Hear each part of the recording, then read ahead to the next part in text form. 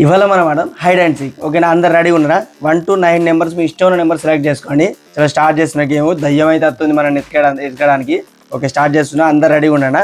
మీ నెంబర్ని చూస్తుండండి మంచిగా, ఎవరి దగ్గరికి వస్తుంది ఎవరి దగ్గర రావట్లేదు అని. ఓకేనా, అందరం ప్రేర్ చేద్దాం, మనమే వెళ్తామన్నా. నేను వచ్చేసి నా నెంబరు 6 నెంబర్ 6 సెలెక్ట్ చేసుకుంటాను నేను.